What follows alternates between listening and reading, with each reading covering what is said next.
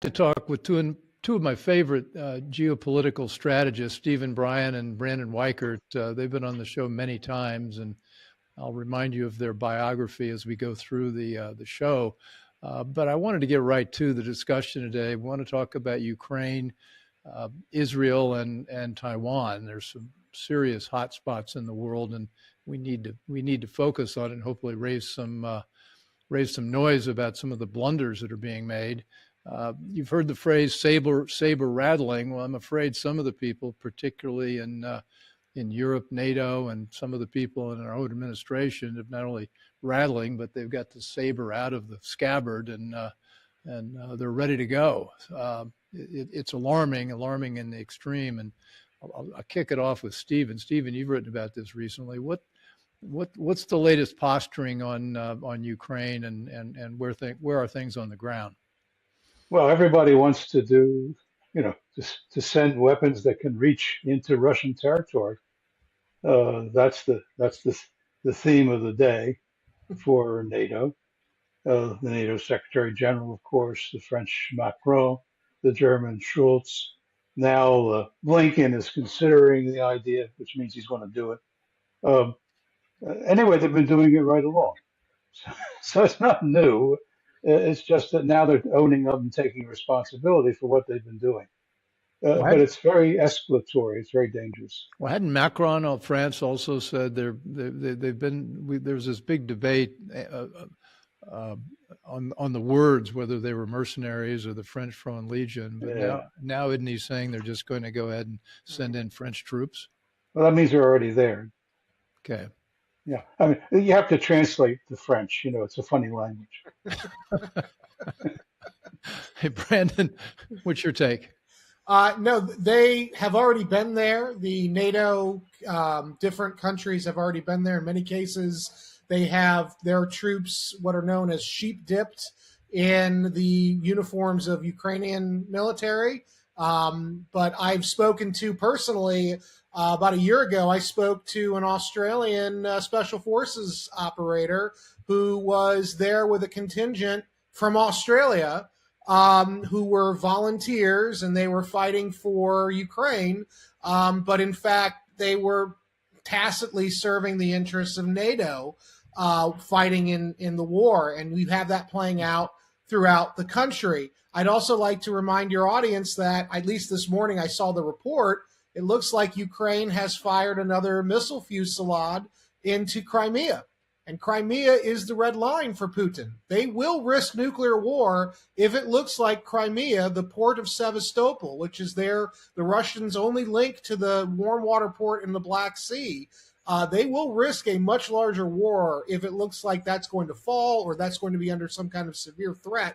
And there's Macron and NATO banging the war drum even louder. So this is a very dangerous and escalatory moment, and I fear the Americans are not in control.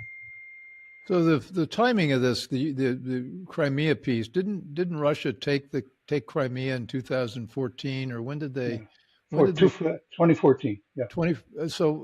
So that wasn't on the table when this recent marching into Ukraine, and now we're putting it back on the table. It's always been on the table, and I sort of document this in my book. You have to remember the port at Sevastopol was actually built by Catherine the Great. It was a Russian military port. Crimea was at one time part of the Russian Empire, like Eastern Ukraine was.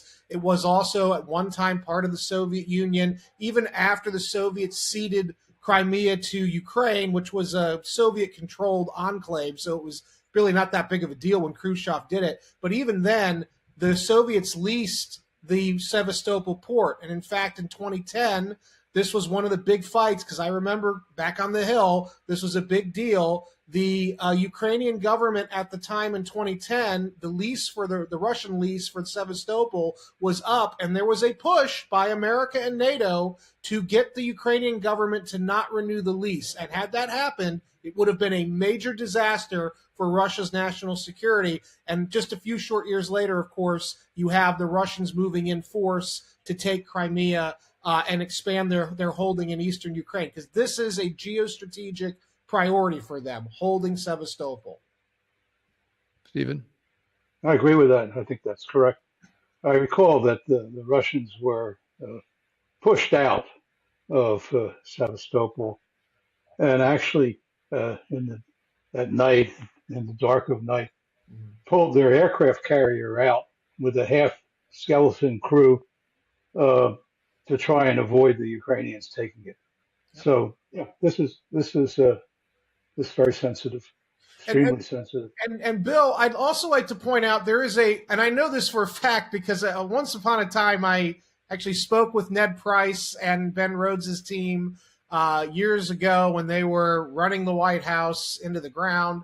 There was a quiet consensus among Obama era national security people that the United States needed to roll back Russian military power from those warm water ports that are not within Russia. So Russia has Vladivostok, which is there in Russia proper. It is their one warm water port there. But then they've got a warm water port along the Baltic Sea in the Kaliningrad.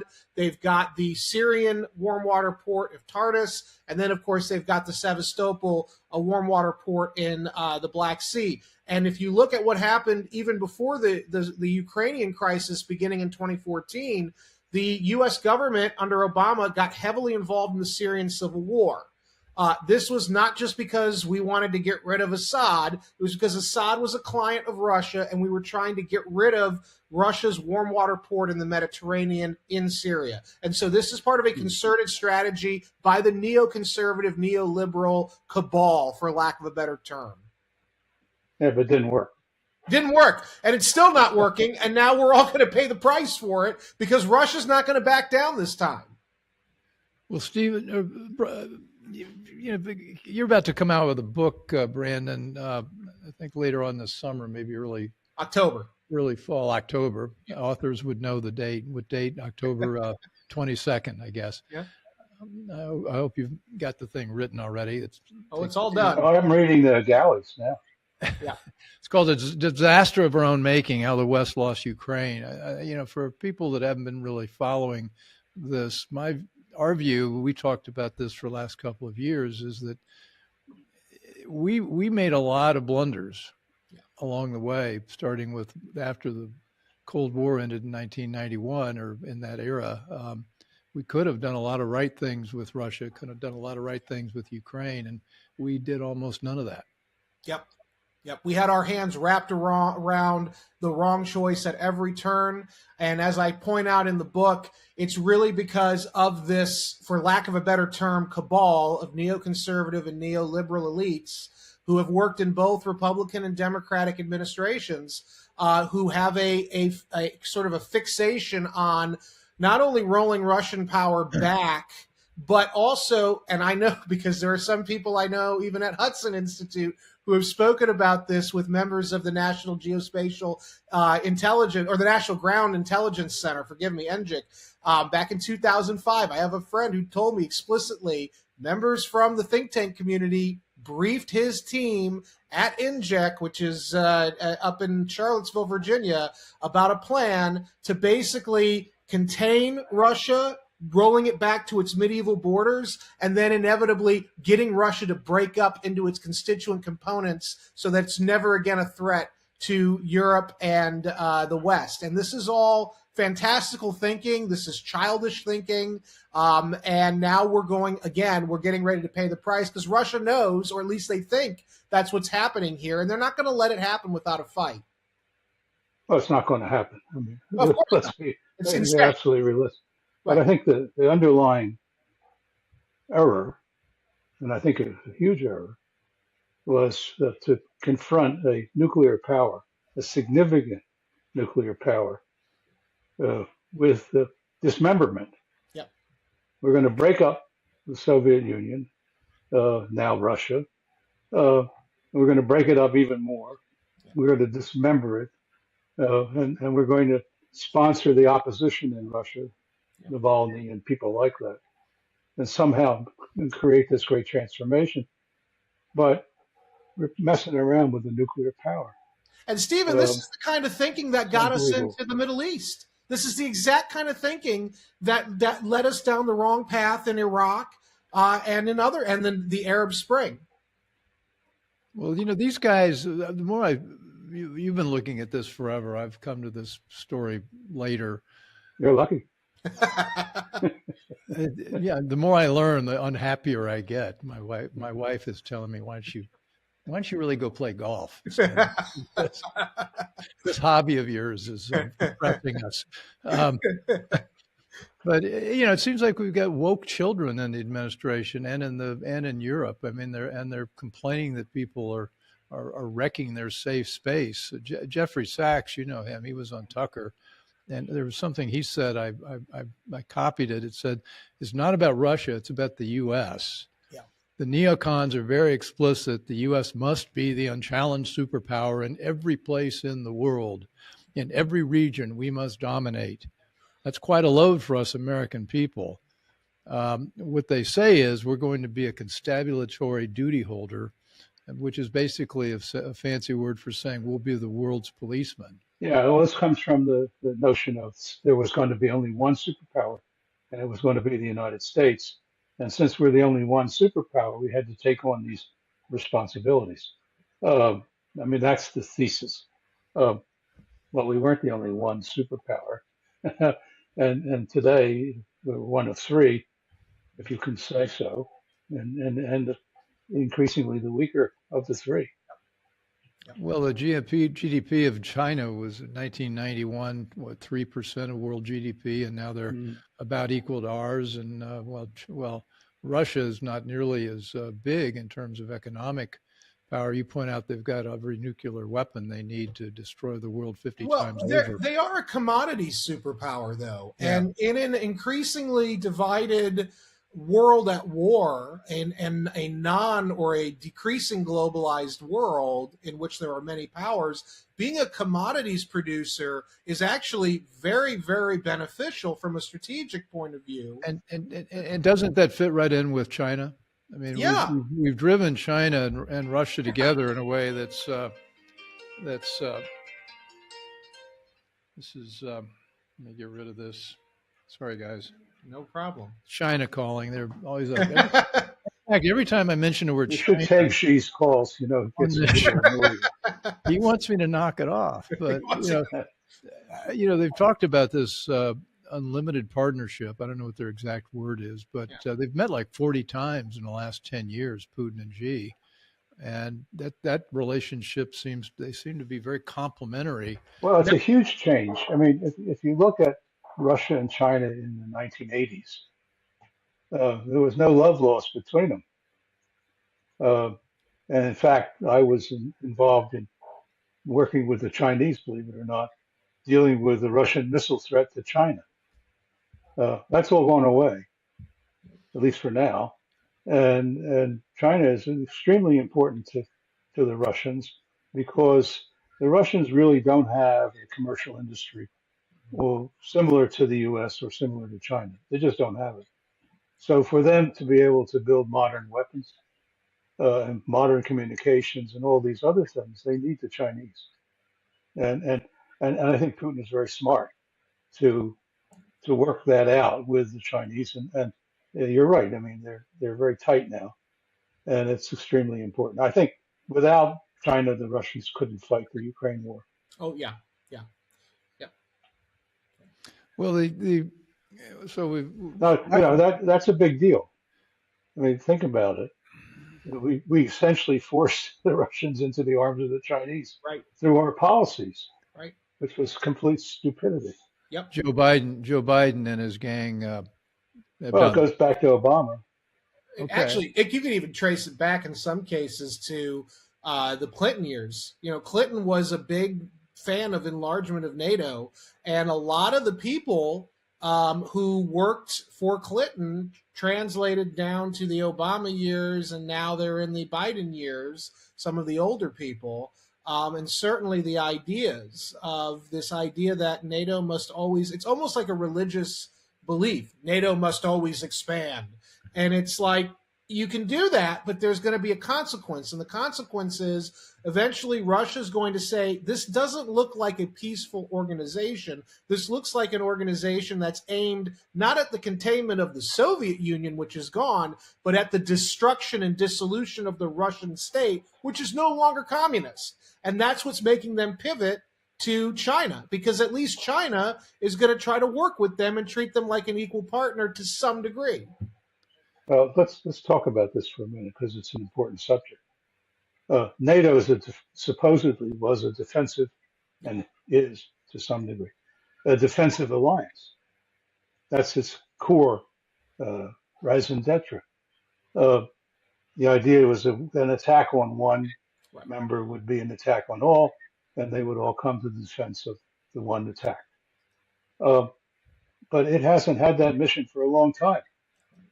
It's been an aggressive alliance seeking opportunities not only in Europe but in the Middle East, for example, in Afghanistan and so on.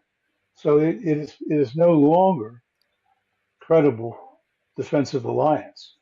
Plus, it's been expanded with very little consideration about what that means from a defense or even an offensive point of view. This expansion has been at high risk. Yep. Yep. Not only because it angers the Russians, which it does, but because it's very hard to see how NATO could defend Poland or the Czech Republic or Estonia. I mean, these are not easy countries to defend, and NATO doesn't have today the core countries of NATO, the French, the Germans, the British. It doesn't have the wherewithal to do it. It doesn't have the army or armed forces. It doesn't have the air defenses. It doesn't have the air forces. It doesn't have the tanks. It doesn't have anything. In it's sizable enough capability and the ability to actually logistically move it to the battlefield. So the notion of NATO fighting a war, which is what the Macron and all these clowns are essentially taunting the Russians with, is a very dangerous thing because it means that Europe could be enveloped in a war it can't win. Which would then pull us in, and that's but we can't win it either because we don't have the army to do it with, and we don't have the ability to move it today. And just remember. Oh, sorry. No, go ahead. I was just going to say one last thing, Bill. Frederick the Great of Prussia, in the back in the day, he said, "He who tries to defend everything defends nothing," and that is where NATO is right now. Well, and that's true for the United States. Yep. That's just the point about us being the policeman every single spot in the world. We no longer and we haven't done or should do that.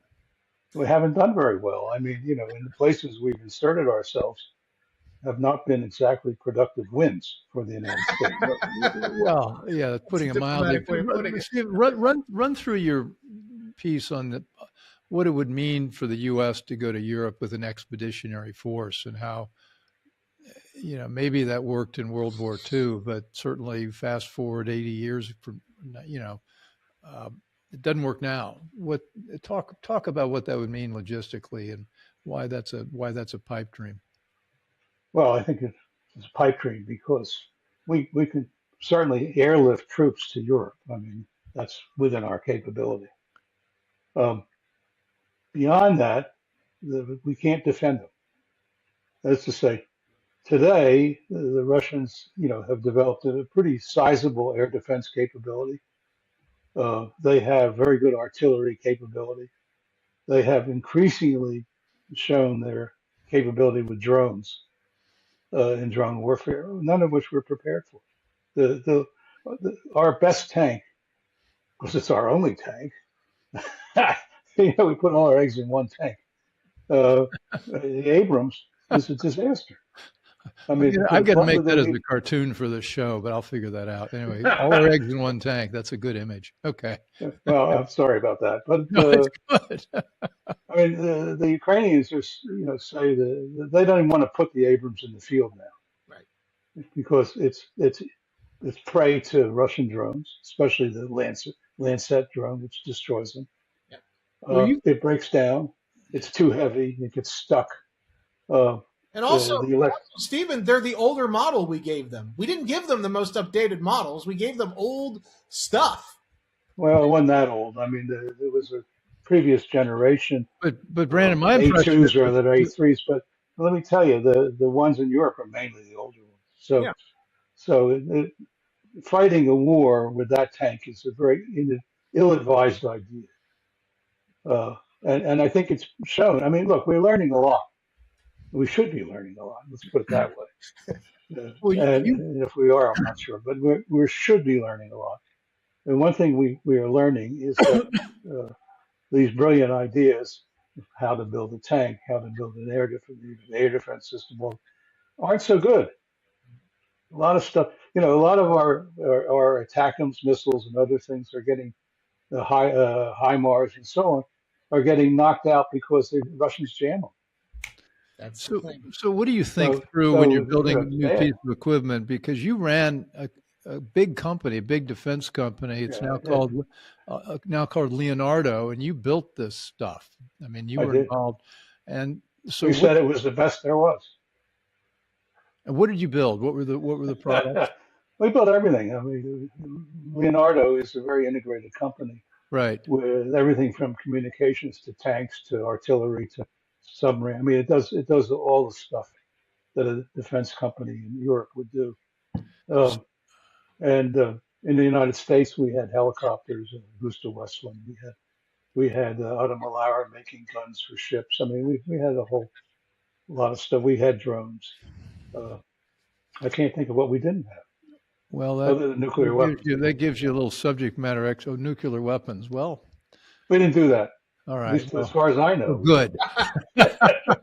We may have done it, but I don't think about That it. was a skunk work somewhere off they didn't tell you about when you're CEO. That happens all the time. Well, if I were a European country, Italians or Yeah. Dutch or anybody else, I'd be thinking seriously about having nuclear weapons because, Poland, that was what I told the Polish government back in 2017.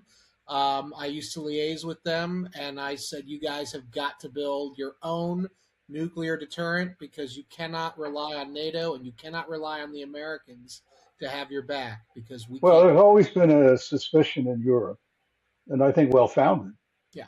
that when push comes to shove, the United States wasn't going to risk No. its security uh, in any existential way to defend a European country.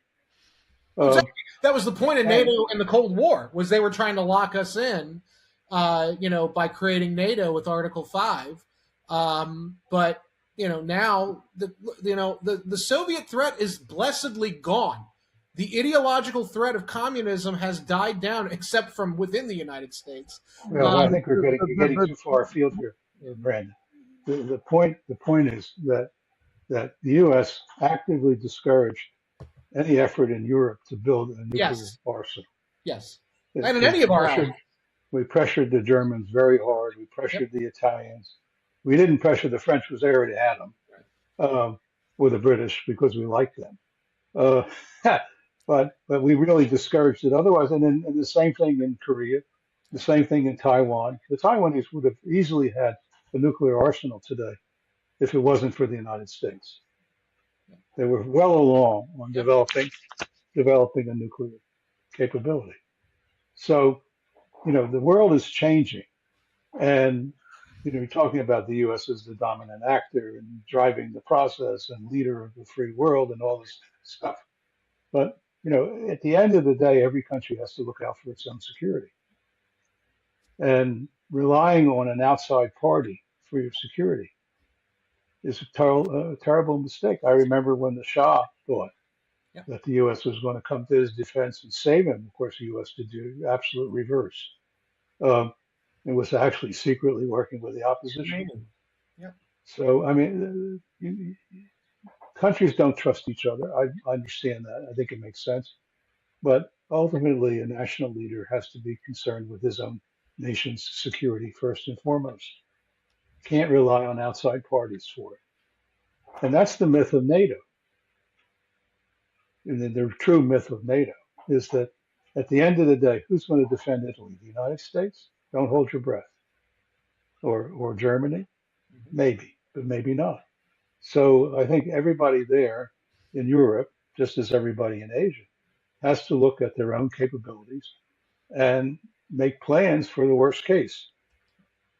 You know, even the Israelis now are learning, just to change the page a little bit here. Well, The yeah, Israelis who were absolutely convinced the United States would protect them have found out that that may or may not be the case. It worked with the Iranian missile barrage, which was good, but it didn't work when their backs were up against the wall with the Gaza mess and where Biden went in the other direction. So, at the end of the day, you're on your own. well, it seems to me like the neocons, and I'll put Brett Stevens at the head of that list. He now writes for the New York Times. Have boxed themselves in intellectually and strategically the way they're thinking about this. I mean, we've been arguing, the three of us, for a peace deal.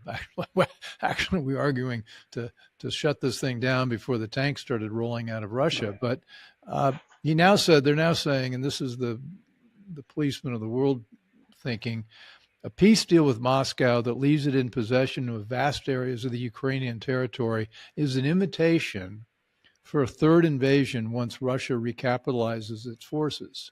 So they're saying it's impossible to negotiate now, or it's unthinkable to renegotiate now because we're simply prolonging the war for the next time Russia is going to come in. I don't think Putin's going to do that, but don't you put yourself? It doesn't matter though, because it doesn't matter. It doesn't matter because they could have negotiated before. They could have negotiated in the first year of the war. In fact, there was a negotiation, and Washington went out of its way to destroy it. Don't forget about the Minsk Accords. We had the Minsk Accords that could have prevented the whole thing. And that was before the war. That was in 2014 and 2015. Yeah. But as Mrs. Merkel said, it was a fake.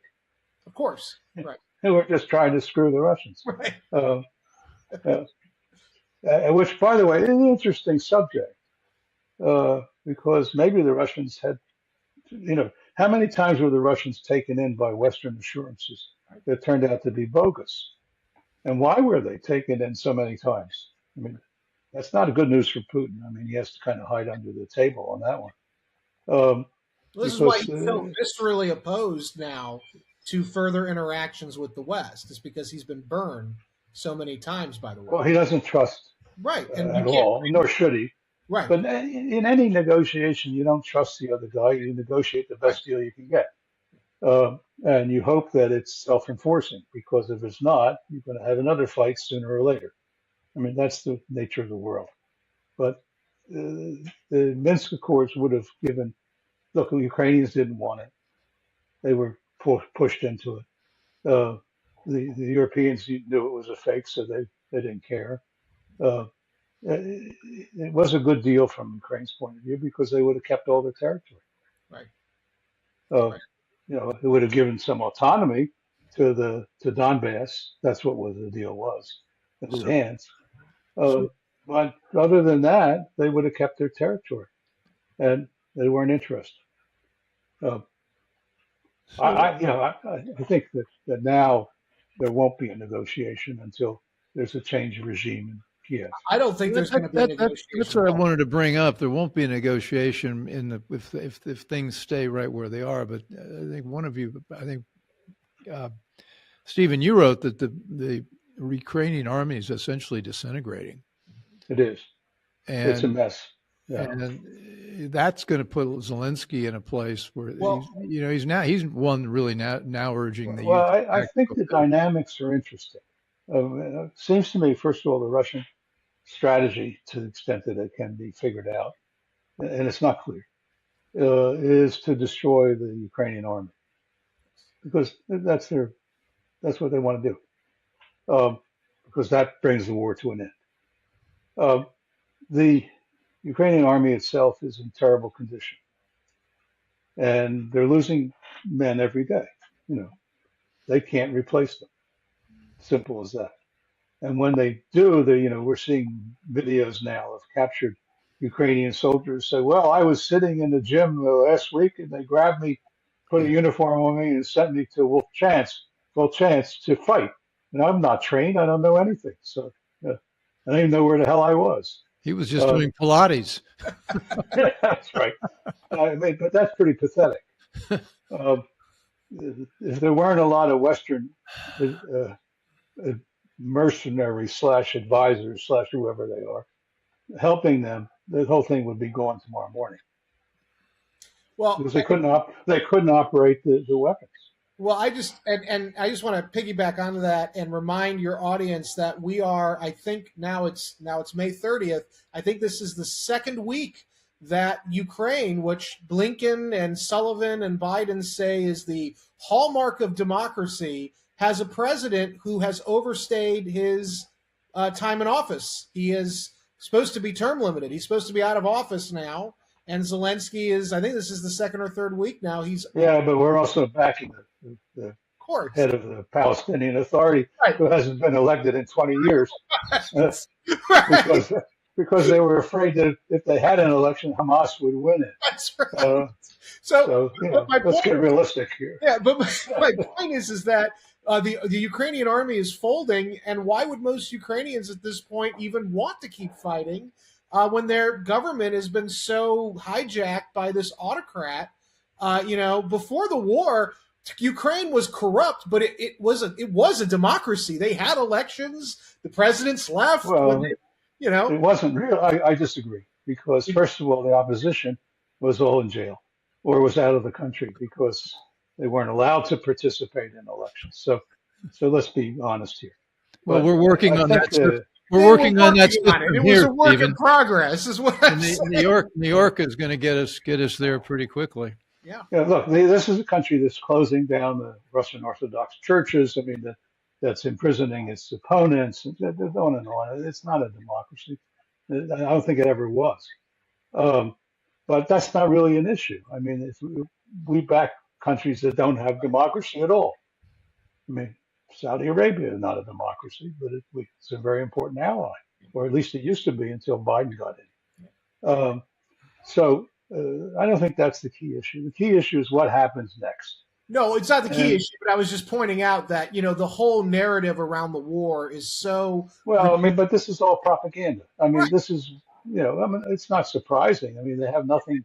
How do you argue in favor of Ukraine? It's very difficult, from a political point of view, because it's not very defensible.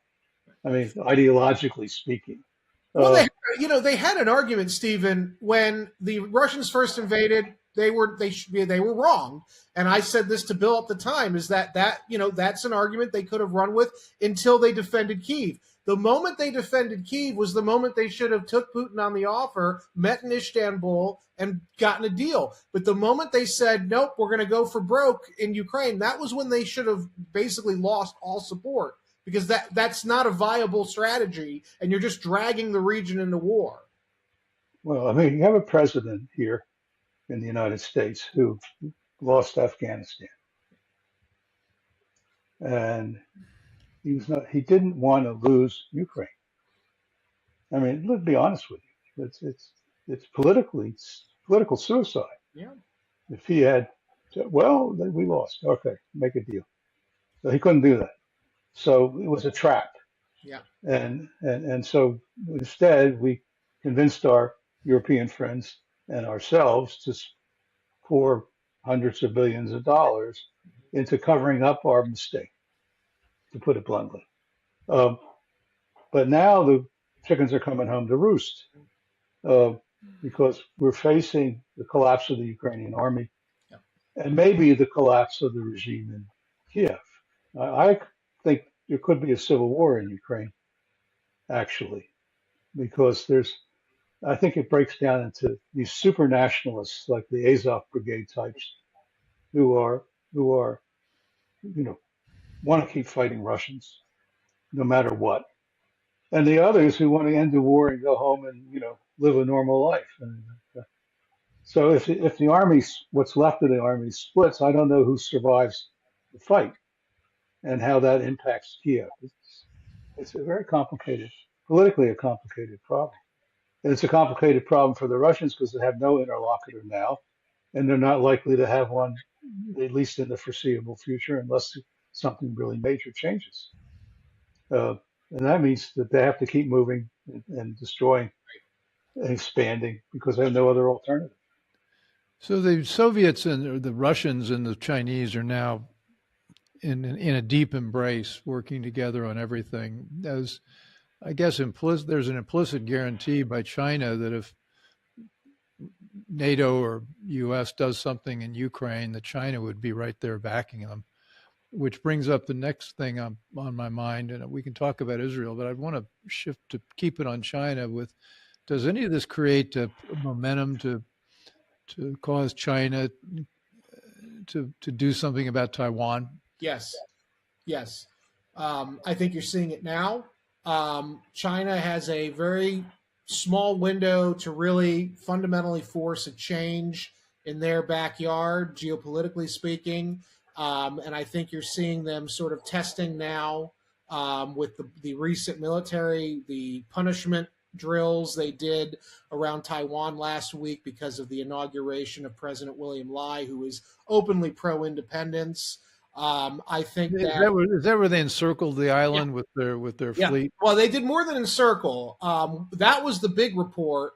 What people don't realize is that there was a concomitant, very large movement of ground forces to the coast, the staging areas of China, which is a big move because most intel guys that I know say that really we're really watching China. We'll know if they're going in if we start seeing large numbers of the troops at those rallying points like at Dalian and elsewhere. And we know that all of their they have the world's largest civilian roll-on, roll-off ferry fleet.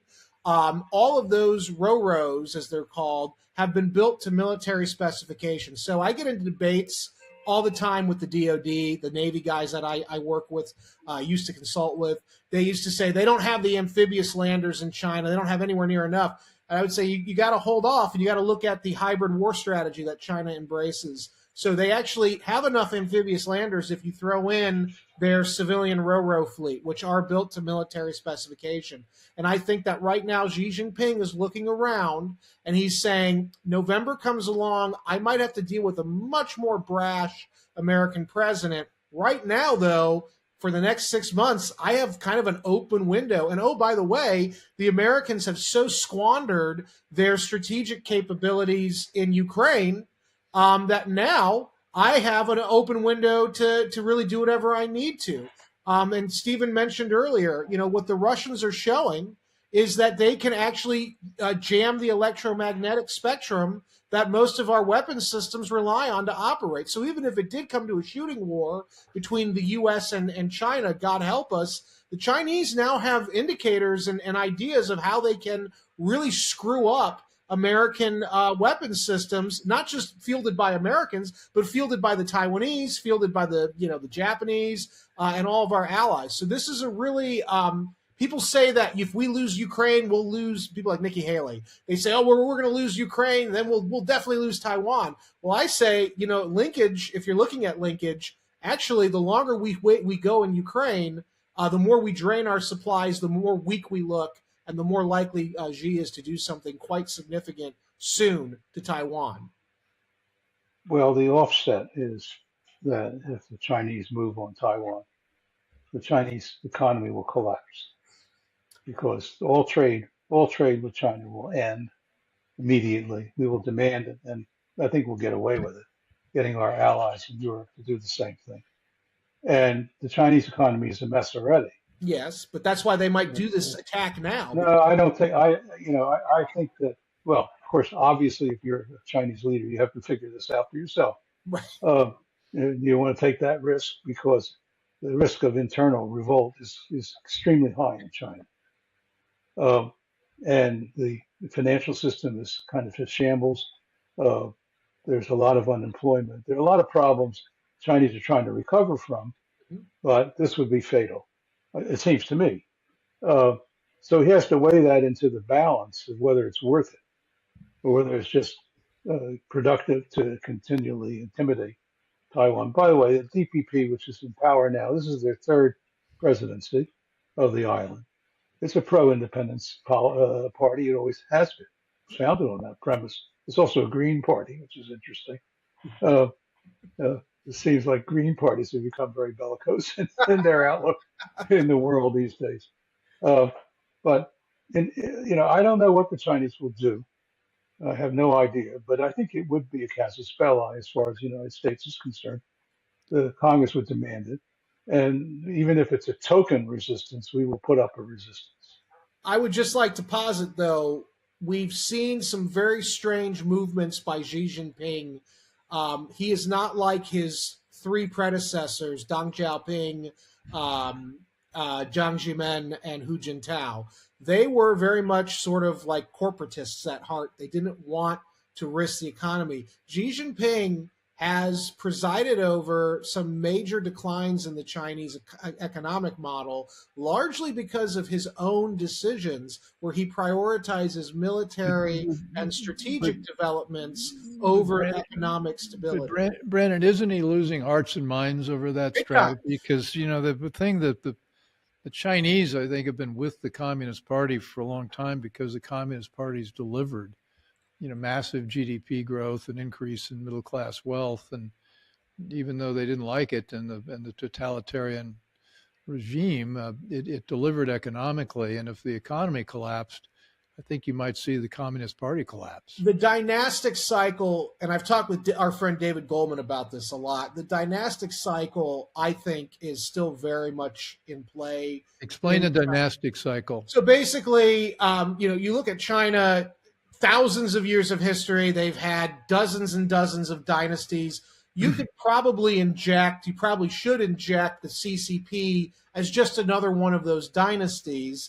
And basically, dynasties start out very robust, creative, innovative, economic prosperity, a lot of growth happens. But then traditionally, some kind of crisis will erupt that the elite running that dynasty can't manage. It's usually manifested in, famine, rebellion in the outlying districts that sort of works its way inward. And if the emperor and his kind of internal clique can't manage the situation, they are overthrown either internally, by one of their own people, advisors, or they are pushed aside, in an internal civil war. And I think that is very much at play. I think Xi Jinping could very well be the last CCP dictator of China. Now, that doesn't mean that democracy comes next. In fact, I don't think that's what that means. Something worse could come. China has no history of democracy ever. They flirted with the republic in 1911. It didn't go well. They have a 1 year history. Right. Just like Iran, they flirted with democracy. The Soviets, the Russians flirted with democracy a few times, didn't go so well. So the likelihood that this will end in a democracy, but what could end this dynasty is Xi Jinping has convinced himself, I think, that he needs to take military action, either an invasion and or a blockade, but he needs to do something bold. The economy's collapsing. But I agree with Stephen, though. It would be dumb. I mean, it would if his economic power is eroding. There's no shortage of dumbness and. I mean, that's the key thing here. Various countries.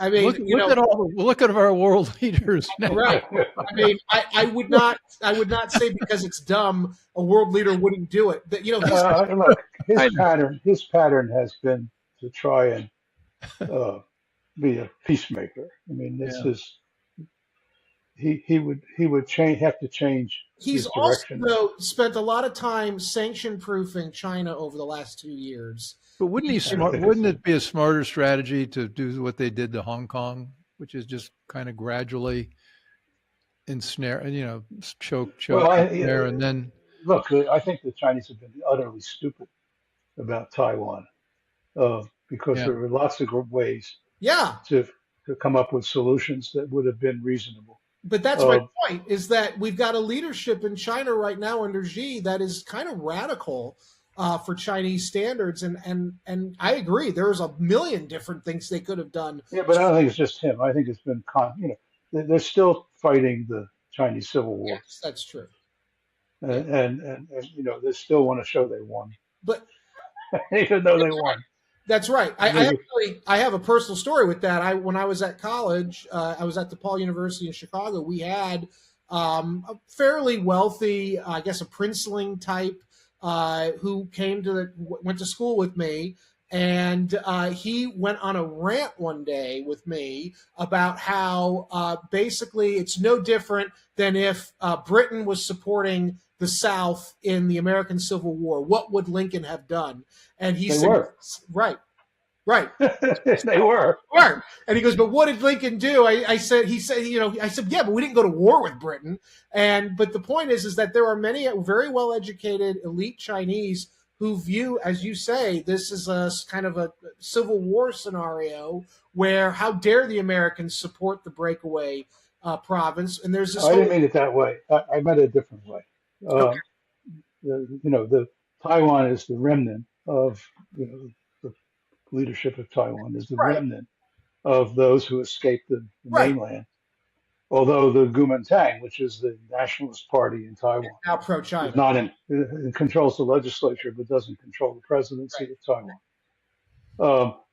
And the Kuomintang has always been having a dream that somehow they will return to China, Right. and provide the next generation of leadership for China after the communists go away, which is a nice dream. My point here, though, is I really think the window of crisis is the next 6 months. And I think Xi Jinping might be looking around saying, I've got declining, economic standards here. People are starting to blame me. I can only hold on to power for so long. Let's rally around the flag. Let's go for broke. Or there could be a scenario where the Taiwan thing is a feint and the real target is Japan, the Senkakus. Because everybody in China hates Japan. But my point is that I think there is a real crisis, probably with Taiwan or somewhere else, brewing that's going to come to a head before the American presidential election. That is my. Well, let's go someplace else where you guys don't agree, which is interesting. Israel and China's influence and what's going on there, and who's behind this, and it may or may not be related to China, but we got just a little.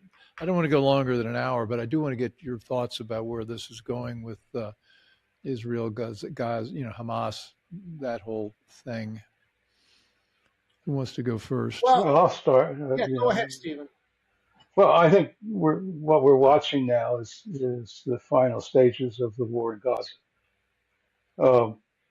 It looks to me like now the Israelis control the entire periphery, and they're in the center of Rafah. So I think it's not going to take too much longer if the Israelis use maximum pressure. And I think Washington's effort to try and head it off has failed, and failed. It delayed it for sure. The hostage thing also delayed it for sure. But I think at this point the Israelis have given up on both. They've given up on Washington because they don't think Biden is their friend, and they've given up on. Although they're very friendly with Central Command, and that's sort of the military to military is very strong, but it's the political side that's not strong. And they've given up on the hostage thing because they think they've been conned by Hamas and by the CIA. Yeah, they have been. Because they have been, but the CIA has screwed them. Right. And I think they're very angry about that. Burns has particularly screwed them, and they're really miserable about it. Because they think that whatever terms they thought they had agreed on, that they got changed. And they didn't tell the Israelis, they just did it. And then the Israelis thought they had a deal, and they didn't have a deal. So the whole thing stinks. But the bottom line is now, I think Netanyahu's made a decision that enough pausing and enough waiting, enough playing around. Let's just get it over with. Plus, I agree with them because I think they don't have much time. Right. I think they have to get it over with as quickly as they can. It's a tragedy because this Hamas thing is a tragedy in and of itself. But there you are. That's my view of it. Well, and I agree. I don't think Steve and I have any disagreement on Israel. I think I'm one of the few people on sort of the right that there's this sort of new wave, and we talked about this before, on the right of young intellectuals who are very anti-Israel. I am not one of them. I think that my complaint with Netanyahu was I thought he was going too soft from the beginning. I thought if he had just ripped the Band-Aid off all of these campus protests, all of the backlash, there wouldn't have been time for it to materialize because Israel would have just wiped out Hamas. But they, for political purposes and to keep the American elites happy, they tried to play nice, and that was a mistake. And actually, I think this actually links back to what we talked about with China and with Russia or the Ukraine war, in the sense that now that official America has put its sort of stamp on some kind of resistance to Israel, and Israel has basically given Biden the bird, rightly so. Now it looks like Israel's going to defy the United States and do what it wants, and that actually makes America look weak because America has backed, I don't want to say openly, but basically has backed Hamas over its ally Israel. So we look horrible to the rest of the world, even when the rest of the world is, saying Israel's bad. But we look weak. We look weak again, yet again under Biden. We look horrible. And I think that Netanyahu needs to go. What he's done is great. I think he needs to crush Hamas. And I think, by the way, despite what people say, I think the Israelis could very easily defeat Hamas as long as they don't follow the American counterterrorism playbook. If they start replicating what we did in Afghanistan and Iraq, they will surely lose like we did. But I don't Well, think they're not doing that now. I mean, I think they learned that lesson. Yeah. I think the other tension in this is that the Israelis were always fearful of high casualties. Their casualties, Yeah. also. So they were, whenever there was an excuse to go slower, it was a welcome excuse. Yeah. In that sense. Yeah. But I think that's been passed by now. I mean, everything looks to me like the Israelis are intent on finishing it. And my only concern in terms of Israel, and what they're now in the Philadelphia corridor, they control that, which is that region bordering Egypt. My only concern is that they're going to have a lot of discipline to not antagonize the Egyptians. And there was this border shooting, and my understanding is the Egyptian guard fired first at the Israelis, and the Israelis killed them. Yeah, rightly so. But the issue now is they need to keep the Arabs on side, and despite what publicly the Arab leadership is saying, I think it's very important to note that I think the Abraham Accords are still there, and I think if we can get the right president in Washington after November, I think we can finalize them. Saudi Arabia apparently has removed all references to an independent Palestinian state in their school textbooks. This was a story I posted recently on Twitter. So for all of the hemming and hawing publicly from Arab leaders about the horrors of what's going on in Palestine, behind the scenes, I think the Arab leadership in all these countries is quietly like, please get rid of Hamas, Israel. Well, the other question here is the strategic one. The big kahuna in all this is Iran. Yes. The Biden administration on Iran is making tragic mistakes, even to the point of telling the Europeans not to complain about the nuclear program or anything else. Yep. It's very strange. I mean, it's almost inexplicable. I have an explanation. I think that Joe Biden, like Obama and Jimmy Carter, think they can get a deal with Islamists, and they think they can work with the Islamists a lot better, and that the Islamists somehow represent the majority opinion in the region. I think it's purposeful. In addition to that, aren't there some overtly pro-Iranian people in the administration, Bob Malley, White House? I mean, they're riddled with people that are. I mean, we about Chinese infiltration. Right. The Iranian infiltration is. We talked previously about Bob Malley. I just read a New York Post report this morning saying that the FBI now knows for a fact that Bob Malley was sharing classified intelligence with the Iranians. Bob Malley was the Biden administration's White House lead Iran guy. And he's sharing classified information with Iranian intelligence through intermediaries. But the point is, this was part of a plan. The Obama administration started the normalization of ties with the JCPOA, the nuclear deal in 2015, and Biden was going to follow it through no matter what. And Iran is empowered because of it. Well, it seems like everywhere we've talked about, the overall result is the United States has become weaker and weaker, both in reality and other countries' perception of what we can do. And we've succeeded, I think, in Obama's dream of marginalizing the United States to being just another country. And we're not only not the policeman of the world, we're not the moral force in the world. I don't know what we are right now. It's The SAPs. very confused, very confused. And I'm concerned that the next step that the White House may gin up is actually sending troops to Ukraine, or it could be a real risk there. That's the reason I hit the alarm bell yesterday to get you guys on to talk, because as I mentioned, the saber's out of the scabbard. I think they're. Yeah, I agree with you. Yeah. I think this is the most risky period so far. Yep. Right now, and I don't hear enough voices saying, "Hey, what Blinken was saying yesterday. Well, maybe we'll do the."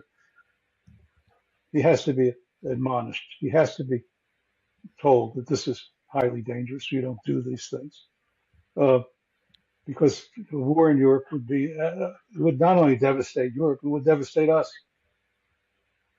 Yeah, and it would be extremely painful and wasteful, and would not achieve anything good.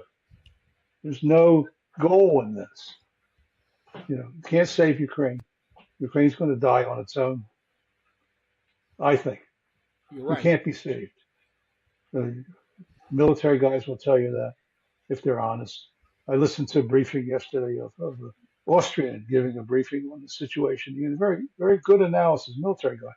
It's on YouTube. You can find it. And he gives a very honest assessment. And it's very grim. Very grim. You can't turn that around. It's impossible. So I think we've reached this inflection point, and it's very risky that Biden may try to send troops, that Blinken may commit something here. That we should not commit. We should not do more than what we're doing. And in fact, we ought to demand a deal. Well, are the president's war powers such that he could send troops without getting Congress to buy in? He's got at least 60 days to do some big moves. We're way beyond congressional oversight and approval. Well, Congress, both parties are waving the Ukrainian flag, so they're gonna go along with whatever. This is all like it's Winston Churchill cosplaying. It would be helpful to have some of our military leaders, the former, retired ones, to speak out and say, don't do this. It's a suicide mission. There are a couple. Daniel Davis is one. But we need more. Yeah. Because this, otherwise we're going to end up in the wrong place. We're going to end up losing a major war. Yeah, that's where we're at. Not only that, but we're going to lose a lot of lives. Right. We'll lose our society and our economy. This globalization is real. We're interconnected in a way that people can't even begin to comprehend. And something goes down here, it goes somewhere in the world. It comes back to us. It's not. It's grim. Can I just make one final point here, because I know we want to wrap up, but I just want to make a point. We were talking at the beginning about the neoconservative, neoliberal cabal running Washington behind the scenes. They believed fully that they had to fight everywhere all the time to preserve America's unipolar standing, our hegemony in the world. But in fact, the quest for hegemony, as we're seeing now, has led to the absolute destruction of America's post-Cold War primacy. And if we are not careful in the next 6 months, we will not only lose that primacy, it's already lost, but we'll lose it even more, but we may become the kind of declining Ottoman Empire or Austro-Hungarian Empire, on our way out, because we've overcommitted, overextended, all in the name of holding on to everything. And you're seeing that play out in Ukraine. That was Obama's policy. That was. And now we have Obama's sidekick running everything, who's taking, I was told, by the way, a Secret Service friend of mine, apparently Obama has weekly phone calls for 3 hours with Biden. Now, what president, even from the same party, has weekly phone calls with the former president? It's not unheard of. So we're seeing No, a lot of coordination. he's taking instructions. I That's mean, right. this is realizing Obama's That's right. vision, if you want to call that Yep. ugly thing a vision. Yep. Um, well, guys, we've succeeded in making. My wife's not going to want to talk to me tonight after this conversation. But it's all real, and we've got to deal with it. And I hope we'll get you back and sometime real soon as these things evolve. It sounds like everything is in a state of irresolution at this point. We're on the cusp. Yeah. Okay. So anyway, Stephen Bryen, amazing thinker, writes on Substack under the title Weapons and Strategy, and Brandon Weichert that does the Weichert Report, and he's got we've seen The Galleys, a terrific book coming out on just what we've been talking about, Ukraine as a disaster of our own An important book. Very important. Okay, well, all right. So thanks, guys, and thanks everybody for joining in this conversation. I think you'll learn things here you won't learn a lot of other places, and so share what you've learned with other people. We've got some very important concerns and things that people ought to be talking about, and essentially stopping the Biden administration from further, not only wrecking the economy but wrecking our place in the world. So on that happy note, thanks for joining, and you can find us on all the major podcast platforms. Subscribe and